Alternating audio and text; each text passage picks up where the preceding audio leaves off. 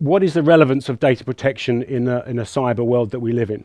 Now, a lot of what companies do already still stands true in terms of the way they need to protect their data, but we need to think much more clearly about the modern threats that businesses face.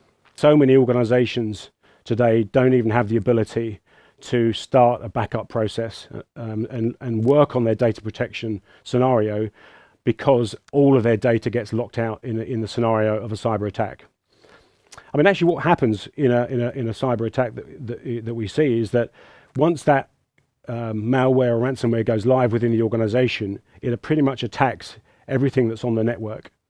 And this is what's different about modern day cyber attacks as opposed to traditional data protection. Because once that infection, if you like, spreads across the network, you can't even start a backup recovery process if your backup servers are on that network.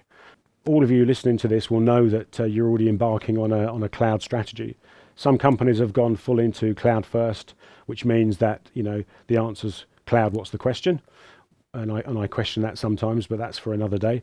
And there are some that have a very considered cloud strategy, and that cloud strategy is often a hybrid multi-cloud. What does that mean? That means that there's data that you're going to keep on your premises behind your own firewalls. There's data you may have in a public hosted service, and there's data that you might put inside the hyperscalers like Azure and AWS and Google and what have you, and IBM. So really it's about how do we make sure that in the world of data protection, in both traditional sense and also cyber, that we cater for data that sits wherever it resides.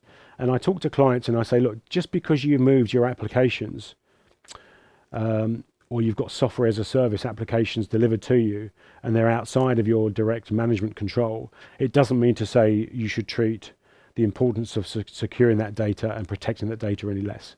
So in a way, when we build what we call a backup catalog for a customer, which lists all of their data sets and looks about, you know, what they should have for their recovery time objectives and their recovery point objectives and their retention periods, I want them to think about their cloud applications and their cloud data as well. And those that don't include that are at risk, because if you look at the small print for a lot of those cloud providers, they say data is the client's own responsibility, it's not theirs. So it's really important that we look at the holistic piece of all the client's data. So again, when we talk about the Dell Technologies portfolio, the great thing about their data protection suite and the data domains and the IDPAs that they have in their portfolio is that they are now designed to live in a multi-hybrid world. So yes, you can still have your on-premise appliance and you can still replicate it to another one in another data center that you might have, or one that you use and you know, someone else hosts, and that's still fine. And by the way, that's still a big chunk of the overall user market that we see today. And you know, the technology we have here still, you know, the reason why it's got such large market share is really down to the way that the technology works and the data reduction technology that it has. You know, 55-to-1 compression dedupe ratios is just phenomenal, and that just means you're transferring less data when you're putting it out in these clouds. And that's important because, you know, when you move data in and out of the cloud, it costs you money. So you want to make sure you're moving as little data as possible.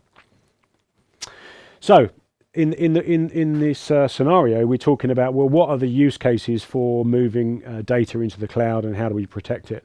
And the good news is you can see from the clouds that are floating above at the top there that pretty much all of the main cloud providers are catered for. So whatever the client's choice of cloud is, or choice is, because often we see customers using more than one cloud, it's catered for. So that's good.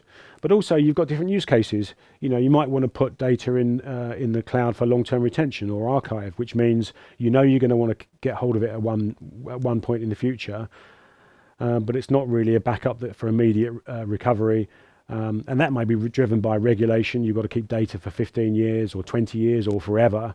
And doesn't it make sense to store it somewhere where it's relatively cheap? Disaster recovery is now a big opportunity for customers, especially in the world of cloud. So not only are you putting backup data in the cloud, but also you've got the policies around it to recover that data and carry on operating as a business in the event of a disaster. So that means you've got users, you've got applications, and you've got the data together to be able to start recovering from that disaster.